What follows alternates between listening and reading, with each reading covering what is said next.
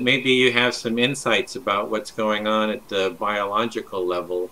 In the Sure. freestyle dance that I do, once I was kind of just very aware of the tension and anxiety within my body. And I said, "What is this anxiety?" I said, and I'm dancing, moving, kind of doing the jazz kind of movement as you're talking about. I said, I'm going to go to the anxiety, and I want it to feel its presence. I want to get as close, and I want to feel the texture of it. I want it to fill my consciousness so I can get as close as possible to really see what it's all about.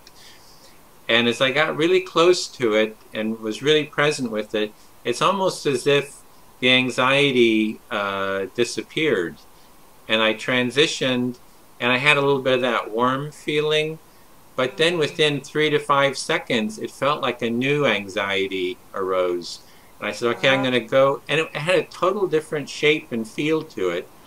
And I said, well, I'm going to go there and really be present with it.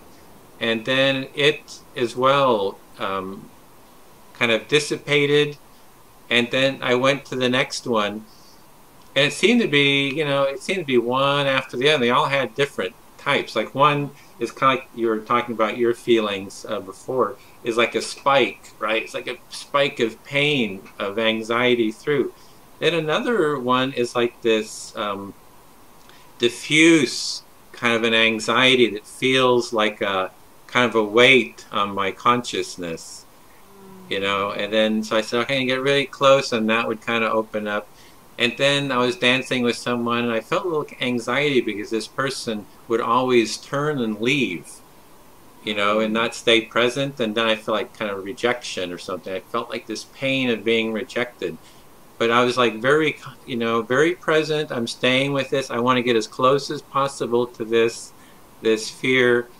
And it was almost like my presence kept the person from leaving. It felt like, because and then it dissipated, and another. So I'm kind of wondering, is this kind of what you're talking about? Is this kind of like my prefrontal cortex saying, I'm going to get as close to you, amygdala, as possible, and just I want to let you fill my consciousness or something with who you are, and I want to get as close as possible or something. yeah, yeah. Well, it sounds like that you were able to get into a really integrated space, that the physical movement and the self-connection and the sense of personal sort of room that you were claiming for yourself, and the importance of really listening to yourself was all coming together.